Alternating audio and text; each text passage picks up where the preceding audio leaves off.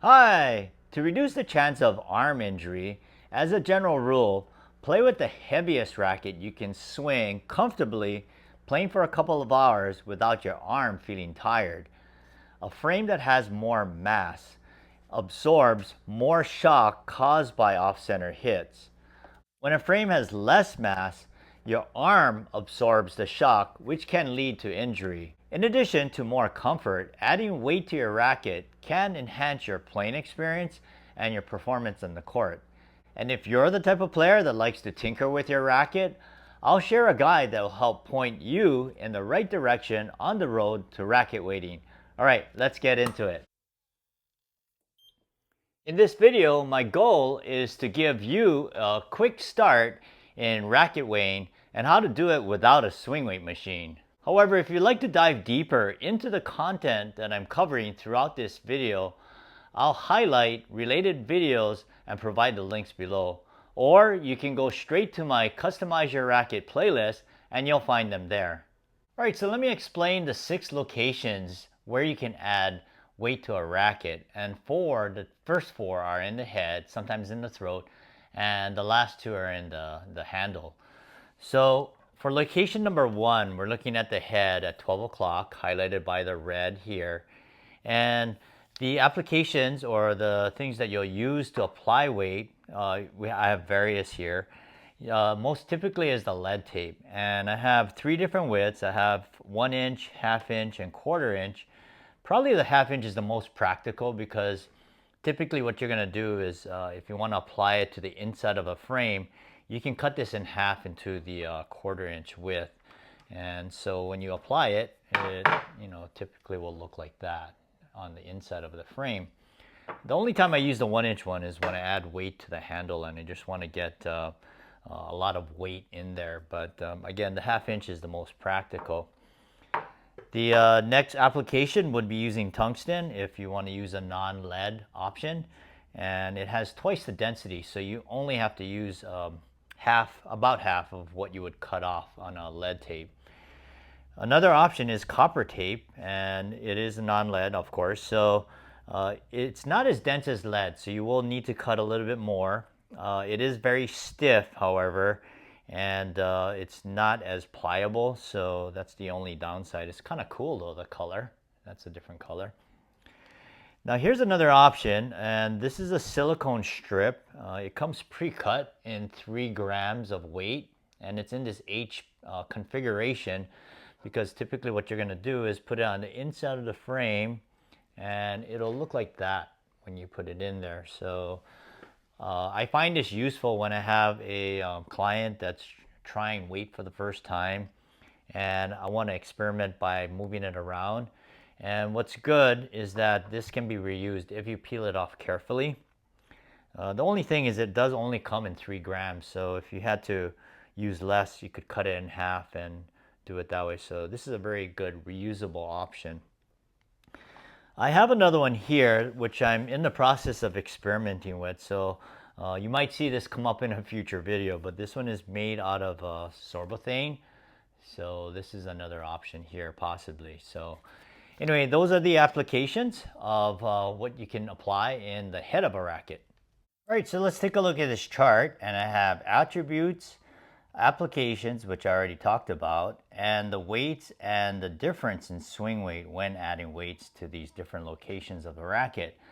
So at 12 o'clock, where you're adding weight to the very tip of the racket, you are going to increase your swing weight by the maximum amount. So I have 4 plus symbols here, and same would be true for changing the balance point. You make it the racket head heavier, and I have the 4 symbols here. So if you want to get a better understanding of swing weight and balance point, you can check out this video.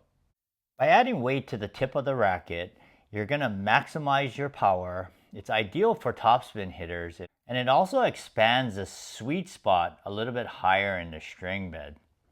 Now, as far as the weights, I have increments of 1, 2, 3, 4, 5 grams, and you'll see the difference in the swing weights here, but this will be more meaningful as we go on to the other locations. I've had people in the past that would ask me, how much weight should you add to increase the swing weight by a certain number? And I've Had it kind of in my head, but this is actually a good thing to have now that I can share it with you, and you can take a look, and this would be a good reference for you to follow. The second location is at 3 and 9 o'clock in the head of the racket. So you can see it highlighted here in the black. And the application is going to be the same. You can use any of these that I did in number 1. And it'll be for number 3 and number 4 also. Location number 2 is adding weight to the head at the 3 and 9 o'clock areas of the frame. Now if you take a look at the swing weight and the head heavy, which is the balance, you'll notice that there's only 2 plus symbols here compared to the one here at 12 o'clock. Adding weight in this location does reduce, or there's less twisting when hitting off center. It's ideal for flat hitters, and it does widen the sweet spot. Like the location number 1 where the weight was placed here, it expanded the sweet spot upper in the string bed. In this case, it's going to widen the sweet spot because of the fact that there's weight now in those 2 locations. Now the weights are always going to be a constant, so we have the same weights here, but you'll notice that the swing weight is less now because whenever you move the weight down further, you're going to get less of a difference. So you can see the numbers here if you compare all of these in the same amount of weight that was added in the frame. Number 3 is adding weight to the 2 and 10 o'clock areas of the head, highlighted in the yellow, and this happens to be my personal favorite. Location number 3 is adding weight to the 2 and the 10 o'clock areas of the frame, and when you add it there, you're going to notice that the swing weight and the balance point is right in between numbers 1 and 2. So you can see I have 3 plus symbols here for each of these. I mentioned earlier that this is my personal favorite in terms of adding weight to the head, and that's what I do to all of my rackets. And I like it because it's a combination of 1 and 2. Well, that's supposed to be a 2. I'll change that. But anyway, the weight when added here, you're going to get that combined benefit. Well, let's take a look at this here. So 1 gram actually came out the same, but you can see that this 7 is right between the 8 and the 6. This 10 here is between the 6 and the 11. The 11 is between 10 and 13, and the 14 is between the 10 and 17. Number 4 can vary from the head at 5, 6, and 7 o'clock and the throat area of a racket because it's based on the balance point of the racket. So on this particular one here, you'll notice that there's a couple of blue tape marks right in there. And then the white is to indicate where I would apply the lead tape in this case because you're centering it around the balance point. So the way you can find that, I did this on the balance board earlier, but the way you can find it without one is you're just going to use the edge of the table and just try to find the point where your racket will be tilted and stays balanced. So this one is right there. Now I have another racket here that is head heavy, so the balance point on this one, you can see the blue marks right there, is right on the 5 and 7 o'clock area. Now if this racket happened to balance more at the top here, the yoke area, then that's when you would go for the 6 o'clock area of the frame. So I'll go ahead and balance this on the edge of the table. And again, you're trying to center the application of weight around the balance point. So it's right there. It's balancing right at that area. So those are some options for the head at 5, 6, and 7 and the throat area. Location number 4 is adding weight to the head at the 5, 7, sometimes 6 o'clock areas of the frame or in the throat area. It really depends on where the balance point of the racket is. You'll notice that the swing weight difference now is at just +1. So, and the balance point actually will become even. So meaning that it's not going to change.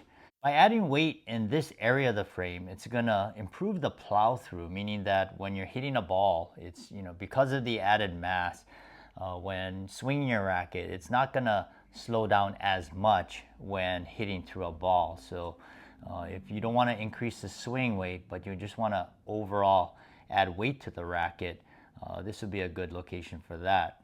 In terms of the swing weight difference, you'll notice that there's hardly any difference. Well, for 1 gram, there wasn't any difference. But when I did 2, 3, 4, and 5 grams, they all came in at +3. Number 5 is when you're going to start adding weight to the handle or the pallet of the racket. So I took off the grip, and what you could do is replace your stock grip, which is usually a synthetic grip, with a leather grip.